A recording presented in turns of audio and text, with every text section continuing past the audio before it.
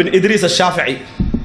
இமாம் ஷாஃபிஈ ரஹ்மஹுல்லாஹ் கேள்விப்படாதவர்கள் இல்லை. இமாம் ஷாஃபியை பொறுத்த வரைக்கும் சின்ன வயதில் ஹிஃபுல் பண்ணிட்டார் குர்ஆனை. 7 வயதில் குர்ஆனை ஹிஃபுல் பண்ணிட்டார். எத்தனை வயதில்? 7 வயதில். ஆனால் அவர் நிறைய படிக்கலாம் போகலை. அவரும் ஒரு அனாதை, நிறைய படிக்கலாம் அவர் போகலை. அவருக்கு கூட விருப்பமாக இன்ட்ரெஸ்டாக இருந்த துறையை தெரியுமா? எது? அம்பெரியது. இதுதான் அவருக்கு கூடுதலாக இருந்தது. கூடுதலாக அதில் என்ன அவர் சொல்லுவார் இமாம் ஷாஃபி, நான் 10 எஞ்சனா 9 கன்ஃபார்மாக படுமண்டுவார். எப்படி? 10 நான் எறிந்தேன் என்று சொன்னால் 9 என்ன செய்யும்? 1 தான் என்ன செய்யும்? எனக்கு மிஸ் ஆகும். அந்த அளவுக்கு நான் அதில் இருந்தேன். இப்படித்தான் அவர் இருந்தார்.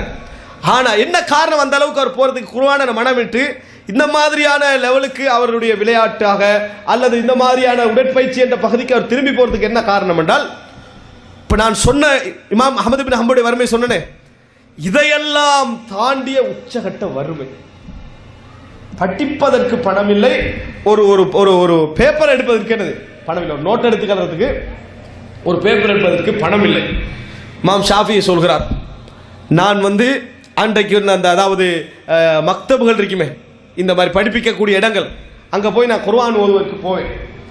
அப்போ பணம் இல்லை என்பதனால் என்ன செய்யலை, என்னை ஏற்றுக்கொள்ளவில்லை. ஏதாவது கட்டணமே, அதற்குரிய பணம் இல்லை என்பதனால என்னை ஏற்றுக்கொள்ளவில்லை. அப்படி ஏற்றுக்கொள்ளாத நிலையில் நான் ஒரு தடவை என்ன செஞ்சேன்னு சொன்னால், ஆசிரியர் இல்லாத நேரத்தில் அவர் எந்த பாடமெல்லாம் குர்ஆனெல்லாம் சொல்லிக் கொடுக்கணும், அதை நான் என்ன செஞ்சேன், நான் அவர் திறமை உள்ளவர், நான் சொல்லிக் கொடுத்தேன். இதை அவர் என்ன செஞ்சார், பார்த்தார். இதை அவர் என்ன செஞ்சார், அவதானித்தார். அவதானித்த பின்னால நான் இல்லாத நேரங்களில் நீ ஓதி கொடுக்கிறாய் என்பதற்காக, அதை நீ செய்வாய் என்பதற்காக, ஓதி கொடுத்த குர்ஆன் நினைச்சிடக்கூடாது, மட்டுமல்ல ஹதீஸ்கள் எல்லாமே அது சொல்லக்கூடிய ஆற்றல் உனக்கு இருக்கிறது என்பதனால நீ என்னது ஃபீஸ் தர வேண்டிய அவசியம் இல்லை, நீ அதை என்ன செய்யுங்க என்று சொல்லி அப்படித்தான் இமாம் ஷாஃபி படிக்க ஆரம்பிக்கிறாரு. சரி, என்ன புள்ள அனாதை, அவனுக்கு நான் சாப்பாடு மட்டும் தான் கொடுக்கணும் தாய் நினைச்சாங்களான்னு கேட்டால் இல்லை. ஒரு நாள் இமாம் ஷாஃபி வருகிறார் தாயிடத்தில். உமா, நோட் எடுப்பதற்கு எதுவுமே இல்லை, என்ன செய்யறதுன்னு, நீ ஒன்றுக்கும் பயப்படாத மகனை, நான் உனக்கு தாரேன் அப்படி என்று சொல்லிட்டு தாய் போய், அதாவது தீவான் இருக்குது, அரசாங்க இதுகள் எழுதுவார்கள், அந்த எழுதுகிற இடத்துல அவங்க ஒரு தேவைகளை எல்லாம் எழுதிட்டு துண்டை என்ன செய்வாங்க, வெளியே வீசிடுவாங்களே, அந்த சுபாலாக்கு பக்கத்தில் நின்றுக்கிறாங்க தாய், இமாம் ஷாஃபியுடைய தாய் நின்று அவைகள்லாம் சேகரிக்கிறாங்க. அவைகளெல்லாம் சேகரித்து அந்த பகுதி அப்படியே கொண்டு இமாம் ஷாஃபி இடத்துல செஞ்சார், கொடுத்தாங்க. அடுத்த பக்கத்தில் என்ன செய்ய, எழுதுங்க என்று சொல்லி என் தாய் எனக்கு கொண்டு தந்தாடி. இமாம் ஷாஃபி என்ன செய்யறாரு, சொல்றாரு, அடுத்த பக்கத்தில் என்ன செய்ய, எழுதுங்கன்னு சொல்லி. யாராவது வீட்டுக்கு ஒரு வசதி படைத்தவர் பணமோ ஏதோ ஒன்று கொண்டு தர வந்தால் தாய் சொல்ற ஒரே வார்த்தை என்ன தெரியுமா, முடிஞ்சா பேப்பர் கொண்டு வந்துட்டாங்க, முடிந்தால் எழுதுவதற்கான பேப்பர் கொண்டு தாங்கன்னு சொல்லி தாய் என்ன செய்வாங்க, வேண்டிக் கொள்வாங்க என்ற வரலாற்றை இமாம் ஷாஃபி ரஹ்மத்துல்லாஹி அவர்கள் என்ன செய்யறாங்க, சொல்றாங்க. அப்படி என்றால் அவருடைய உருவாக்கத்தில் முழு பங்களிப்பு யாரு, தாய். ரசூலுல்லாஹி ஸல்லல்லாஹு அலைஹி வஸல்லம் அவர்களுடைய குடும்பத்தை சார்ந்த தாய் முத்தலபி. இமாம் ஷாஃபி முத்தலபி என்று சொல்வார்கள். கஸால பிறந்தவர். எங்க பிறந்தவர்? கஸா, பலஸ்தீன்ல பிறந்தவர். தாய் என்ன செய்யறான்னு சொன்னா, 2 வயசுல இவனை படிக்க வைக்கிறதுக்காக மக்காவுக்கு வந்துட்டான். 2 வயதிலேயே படிக்க வைக்க வேண்டும் என்பதற்காக மக்காவுக்கு வந்துட்டாங்க. அனாதையாக இருக்கிற நேரத்தில் மக்காவுக்கு அங்கே பல மஜ்லிஸ்களுக்கு அழைத்து சென்று படிப்புக்காக இந்த முழுமையான முயற்சி என்ன செய்யறாங்க, தாய் எடுக்கிறாங்க.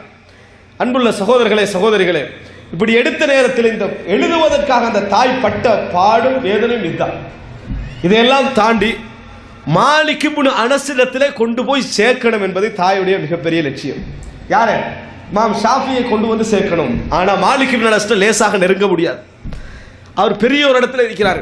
எடுப்பதற்காக இருந்தாலும் கூட கல்வி தகவல் நிறைய என்ன செய்வாரு, பார்ப்பாரு என்பதனால யாரையோ பேசி மக்காவில் உள்ள கவர்னர் சொல்றாங்க, ஒரு கடிதம் தாங்க, நான் கொண்டு போய் மாலிக் என்ன செய்து கொடுப்பதற்காக அப்படின்னு சொல்றாங்க. கடிதத்தை வாலியிட்டிருந்து எடுத்து, கவர்னர் எடுத்து மதீனாவுடைய கவர்னரை கொண்டு போய் கொடுத்துட்டாங்க. கவர்னர் சொல்லிட்டாரு, மதீனாவுடைய கவர்னர், இதை கொண்டு போயெல்லாம் நான் ஒன்றும் செய்ய முடியாது அங்கட்டார். யாரு? மதீனாவுடைய கவர்னர் சொல்றாரு, இமாம் மாலிக் இதெல்லாம் கொண்டு போய் ஒன்றும் செய்ய முடியாது அப்படின்றாங்க. இருந்தாலும் உங்களுக்காக நான் முயற்சிக்கிறேன் என்று சொல்லி இமாம் மாலிக் இடத்தில் மதீனாவுடைய கவர்னர் இவங்க 2 பேரையும் ஒரு சிலரை வச்சு அழைச்சிட்டு போறாங்க.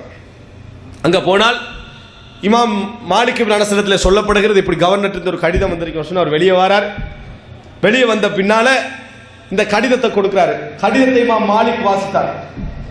அந்த மன்னர் என்ன, அந்த கவர்னர் என்ன எழுதிக்கிறார் சொன்னால், இவர் விஷயத்திலையும் கொஞ்சம் கவனப்படுங்க, இவரை படிப்பீங்க, இவர் எனக்கு மிகவும் தேவையானவர், இந்த மாதிரி வசனங்களை எழுதிக்கிறார். பார்த்த உடனே இமாம் மாலிக் இப்னு அனஸுக்கு முகம் சிவந்து போகுது. இப்ப கடிதத்தின் மூலம் படிக்க வைக்கக்கூடிய இந்த நிலைமை இன்றைக்கு நாட்டில் வந்துட்டான்னு கேட்டார். தகுதி பார்க்காம எதுவும் பார்க்காம யாரோ ஒரு கடிதம் அனுப்பினால் அந்த மாதிரி ஒரு நிலைமை படிப்பிக்க வேண்டும் என்ற நிலைமை இந்த நாட்டில் வந்துட்டா என்று இமாம் மாலிக் சத்தமிட்டார்.